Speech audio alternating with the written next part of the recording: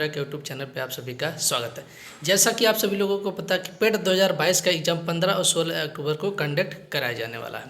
अब आप सबको हम बता देते हैं कि पेट का जो हमने आप सबको बताया था कि सीरीज है, यानी हमने आप सबको दो बुकों से आप सभी लोगों को प्रैक्टिस सेट उपलब्ध करा रहे हैं जो हमारे पेट के लिए काफ़ी महत्वपूर्ण, यानी ये पिछले अगर देखा जाए पेट 2021 में यहाँ से काफ़ी महत्वपूर्ण क्वेश्चन और काफ़ी ज़्यादा क्वेश्चन आए हुए थे। तो उसी का ये हमारा अगर देखा जाएगा तो प्रैक्टिस सेट यानी प्रैक्टिस सेट नंबर 1 का ये हमारा यानी अगर देखा जाएगा भाग 3 यानी तीसरा वीडियो होगा, यानी पार्ट 3 है। तो जो भी छात्र हमारे इस यूट्यूब चैनल को देख रहे हैं, अगर इससे पहले आप दो प्रैक्टिस सेट हमने आपको उपलब्ध करा दिए, आप सभी लोग वीडियो के डिस्क्रिप्शन में जाके देख सकते हैं। अगर आप सभी लोग नहीं देखें तो इस वीडियो के डिस्क्रिप्शन में हम उसका लिंक उपलब्ध करा देंगे, आप सभी लोग वहाँ पर जाके देख सकते हैं। और हमने आप सबको बताया था कि मैथ और रीजनिंग की जो प्रैक्टिस यानी ऑनलाइन टीचमेंट ऐप पे अगर देखा जाए रिकॉर्डिंग वीडियो के साथ साथ उसको लाइव क्लास भी दिया जा रहा है। तो जो भी छात्र इच्छुक हैं उसका अगर देखा जाए आप सबको 15 प्रैक्टिस सेट यानी उपलब्ध कराए जाएंगे जो भी सॉल्व कराए जाएंगे। तो आप सभी लोग उसका मात्र चार्ज यानी 99 रुपये रखा गया। तो जो भी छात्र लेना चाहते तो आप सभी लोग हमारे यूट्यूब चैनल के कमेंट बॉक्स में कमेंट करके जानकारी प्राप्त कर सकते। अब देखिए पिछले लेक्चर में हमने आप सबको जहाँ तक कंप्लीट करा दी, ये देखिए 2 क्वेश्चन 3 यहाँ पर रीजनिंग दिया, हमने आप सबको बताया इसका जो है टीचमेंट ऐप के माध्यम से आप सबको सॉल्व कराया जा रहा है। अब यहाँ पर क्वेश्चन नंबर हमारा स्टार्ट होता है 50 नंबर से, नहीं 50 नंबर से हमारा क्वेश्चन स्टार्ट होता है। अब देखिए यहाँ पर क्या दिया है, 4 शब्द दिए गए जिनमें से 3 किसी न किसी तरह से समान है। मतलब 4 शब्द दिए गए जिनमें 3 शब्द किसी न किसी तरीके से समान है और एक असमान, उस असमान शब्द का चयन करो। अब इसमें कौन सा शब्द असमान है, मतलब अब देखिए यहाँ पर आप यहाँ अनुमान लगाना कि कौन कौन से शब्द मतलब आपस में समान आ रहे हैं, कौन सा इनसे डिफरेंट है। अब देखिए पहला इसमें दिया है डर्मेटोलॉजी, क्या दिया डर्मेटोलॉजी। डर्मेटोलॉजी में मतलब क्या होता है, यानी त्वचा का अध्ययन किया जाता है, क्या स्किन साइंस के अंतर्गत आता है या त्वचा का अध्ययन किया जाता है।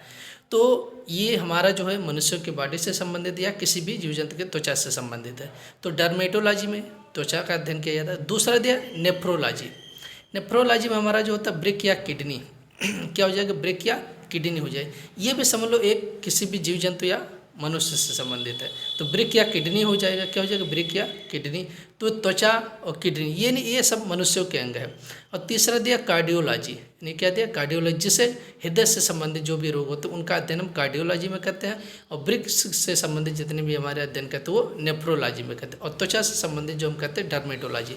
अब ये देखिए तीनों जो होता है वो ह्यूमन या किसी भी जीव जंतु से संबंधित है, ठीक। लेकिन तो चौथा ऑप्शन हमारा दिया माइकोलॉजी। अब माइकोलॉजी क्या है, एक हमारा माइक्रो ऑर्गेनिज्म, ये क्या सूक्ष्म जीव के अंतर्गत आ रहा है और ये जो हमारा ये मनुष्यों के अंतर्गत आ रहा है। तो इसमें हमारा डिफरेंट कौन सा हो जाएगा, यानी डिफरेंट हमारा डी ऑप्शन हो जाएगा। तो इसमें कौन सा शब्द असमान शब्द का चयन करना है, तो हमारा माइकोलॉजी क्या, एक कवक विज्ञान। अब देखिए माइक अगर पूछ लेता है कवक का अध्ययन हम किस में करते हैं तो माइकोलॉजी। कीटों का अध्ययन हम किस में करते हैं एंटमोलॉजी।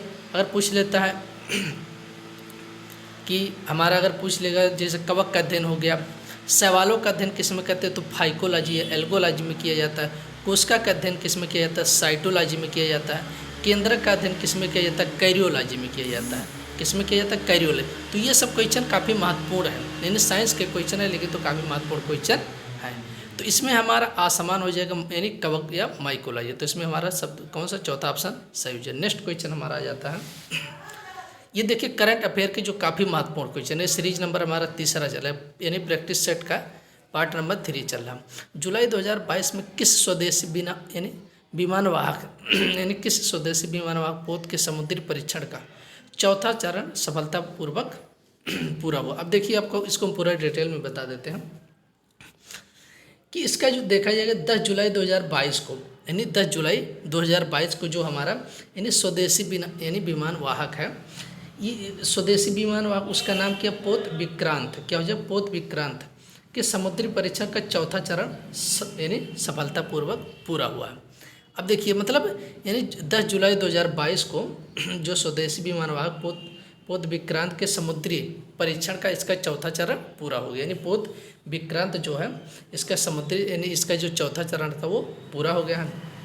और इसको हम आगे बताते हैं कि ये जो अगस्त अगर देखा जाए अगस्त 2022 में, क्या अगस्त 2022 में इसे भारतीय नौसेना में शामिल कर लिया गया। किसे, इसे यानी जो हमारा INS विक्रांत जिसे बोला जाता है पोत विक्रांत, इसे जो होता है यानी अगस्त 2022 में अगस्त 2022 में भारतीय नौसेना में शामिल करी है। तो इस तरह भी पूछा जा सकता है इसे भारतीय नौसेना में कब शामिल किया गया, तो अगस्त 2022 में से भारतीय नौसेना में शामिल। और भारत का पहला स्वदेशी विमान वाहक पोत है। अगर इस तरह पूछ लेता कि भारत का पहला स्वदेशी विमान वाहक पोत कौन सा हो जाएगा, तो हमारा पोत विक्रांत है, जिसे हम कह सकते हैं INS विक्रांत भी कहा जाता है। ठीक है, और अगर इसका देखा जाए इसका निर्माण किस कंपनी के द्वारा किया गया है, तो कोचीन शिपयार्ड लिमिटेड के द्वारा। इस कंपनी का जो निर्माण किया गया किसके द्वारा यह बनाया गया, तो कोचीन शिपयार्ड लिमिटेड कंपनी के द्वारा ये बनाया गया। तो आप सभी लोग यहाँ पर ये कह सकते हैं कि यानी 10 जुलाई 2022 को जो स्वदेशी विमान पोत के समुद्री परीक्षण का चौथा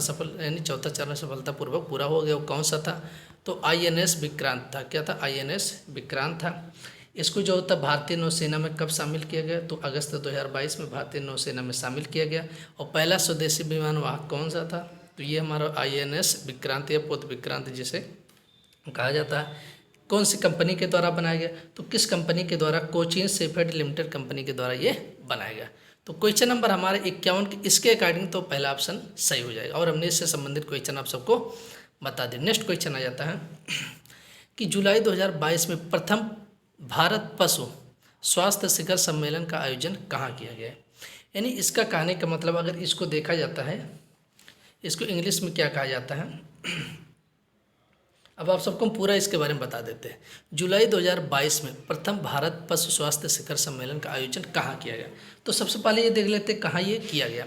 तो ये नई दिल्ली में किया गया। कहाँ पर किया गया, यानी जुलाई 2022 में पशु स्वास्थ्य शिखर सम्मेलन का आयोजन जो होता है ये नई दिल्ली में, कहाँ पर किया गया, नई दिल्ली में स्थित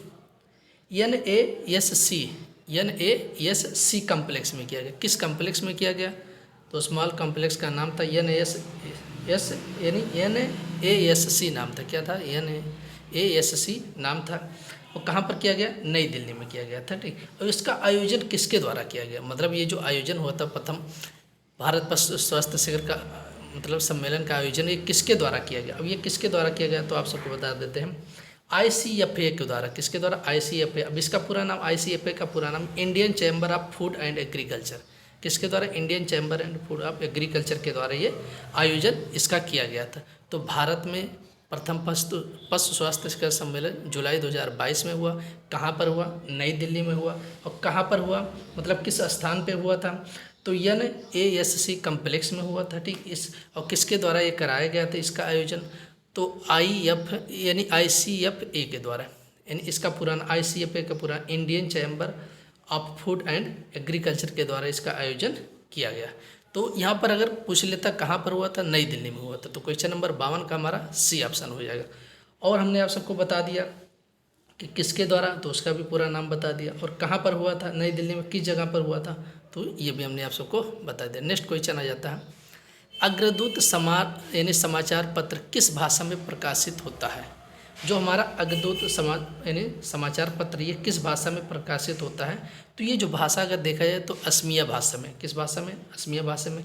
और ये किस प्रकार की पत्रिका है, तो द्वितीयक साप्ताहिक के रूप में प्रकाशित होती है। द्वितीयक साप्ताहिक पत्रिका है, किस प्रकार की, द्वितीयक साप्ताहिक पत्रिका है। ठीक है, और इस समाचार यानी अगर देखा जाए इसकी स्थापना किसने की थी, इस समाचार पत्र की स्थापना आसाम के वरिष्ठ जो पत्रकार थे कनक सेन डेका द्वारा की गई थी। मतलब यानी अग्रदूत समाचार पत्र की स्थापना किसके द्वारा की गई थी, तो आसाम के थे स्थापना करने वाले, उनका नाम क्या था, कनक सेन डेका द्वारा की गई थी। किस और कब की गई थी, तो 1955 में किया गया था। कब की गई, तो 1955 में। और एक नियमित समाचार पत्रिका के रूप में माना जाता है, यानी दैनिक अग्रदूत का यह एक नियमित समाचार पत्रिका के रूप में प्रकाशन हुआ था। तो इससे कैसे क्वेश्चन पूछे जा सकते हैं, तो पहला आपको ये क्वेश्चन याद रखना कि अग्रदूत क्या है, एक समाचार पत्र है। क्या है, अग्रदूत एक समाचार पत्र है। इसको किस भाषा में प्रकाशित किया गया, असमिया के भाषा में प्रकाशित। और कि किस प्रकार की पत्रिका है, द्विसाप्ताहिक पत्रिका है।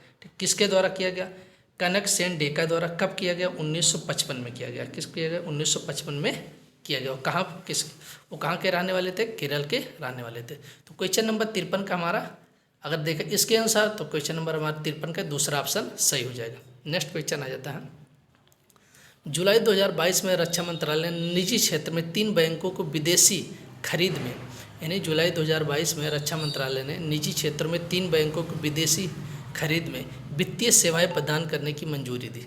यानी अगर देखा जाए जुलाई 2022 में रक्षा मंत्रालय ने निजी क्षेत्र में 3 बैंकों को विदेशी खरीद में वित्तीय सेवा यानी सहायता प्रदान करने की मंजूरी दी। जो निम्न में से कौन से, अब इनमें से कौन सा बैंक शामिल नहीं है। अब 3 बैंक तो दिए गए थे, लेकिन तो कौन सा ऐसा बैंक है जो शामिल नहीं किया गया था। तो पहला बैंक हो जाएगा HDFC बैंक लिमिटेड। क्या हो जाएगा? HDFC बैंक लिमिटेड, इसको शामिल किया गया था। दूसरा हो जाएगा एक्सिस बैंक, इसको शामिल किया गया था। और तीसरा हो जाएगा ICICI बैंक, ICICI बैंक, इसको भी शामिल किया। अब किसको नहीं शामिल किया गया था? कोटक महिंद्रा बैंक को शामिल नहीं किया गया था। यानी जुलाई 2022 में रक्षा मंत्रालय ने किन 3 बैंकों या निम्न में से किस बैंकों को विदेशी खरीद में सम्मिलित किया था। तो ये आपको नाम भी याद होना चाहिए, कौन कौन से सम्मिलित हुए थे। HDFC bank, axis bank, ICICI bank, इनको सम्मिलित किया गया था। किसको नहीं किया गया था? तो कोटक महिंद्रा बैंक को सम्मिलित नहीं किया गया था। तो क्वेश्चन नंबर 54 का डी ऑप्शन। लेकिन तो कौन कौन से सम्मिलित किए गए, कौन कौन से सम्मिलित नहीं किए गए, तो ये भी आपको याद रखना जरूरी। नेक्स्ट क्वेश्चन आ जाता है, जुलाई 2022 में कौन महाराष्ट्र विधानसभा के नए अध्यक्ष निर्वाचित किए गए। यानी जुलाई 2022 में कौन महाराष्ट्र विधानसभा के नए अध्यक्ष निर्वाचित किए गए। अब देखिए जुलाई 2022 में, अब आप सबको इसके बारे में बता देते हैं। यानी 3 जुलाई 2022 को भाजपा के थे राहुल नारकर जो हो, यानी राहुल नारकर को अगर देखा जाए नवनिर्वाचित अध्यक्ष चुना गया था। और इन्हें कितने मत मिले थे? तो अगर इन्हें देखा जाएगा 164 मत प्राप्त हुए थे। और कहाँ पर ये महाराष्ट्र के विधानसभा अध्यक्ष में, कहाँ पर महाराष्ट्र के विधानसभा अध्यक्ष में इन्हें निर्वाचित अध्यक्ष चुना गया था। अब आपको यहाँ पर कौन कौन से क्वेश्चन कैसे पूछे जा सकते हैं। तो जुलाई 2022 में कौन महाराष्ट्र विधानसभा के नए अध्यक्ष निर्वाचित किए गए? राहुल नार्वेकर। इनको कितने मत मिले थे? तो 164 मत प्राप्त हुए थे। इन्हें कितने मत प्राप्त हुए थे? 164 मत प्राप्त हुए थे। तो ये काफ़ी महत्वपूर्ण क्वेश्चन है। देखिए हमने आप सबको इस यूट्यूब चैनल के माध्यम से कोशिश कर रहे हैं कि प्रैक्टिस सेट, एक प्रैक्टिस सेट आप सबको कंप्लीट करा दें। और इससे संबंधित जितने भी क्वेश्चन बन रहे हैं आप सभी लोगों को इस यूट्यूब चैनल के माध्यम से जानकारी उपलब्ध कराते रहें। और काफ़ी महत्वपूर्ण क्वेश्चन, यहाँ से आपके क्वेश्चन आने की ज़्यादा से ज़्यादा चांस बने हुए हैं। और आप सबको हमने बता दिया कि मैथ और रीजनिंग की प्रैक्टिस सेट जो है आप सभी लोगों को उपलब्ध कराया जाए। जो भी छात्र इच्छुक है वह सभी लोग कमेंट करके जानकारी प्राप्त कर सकते हैं। बाकी आगे का लेक्चर आप सभी लोगों को हम शाम तक उपलब्ध करा देंगे। तो आज के लिए इतना ही रखते हैं, बाकी मिलते हैं नेक्स्ट वीडियो में। धन्यवाद।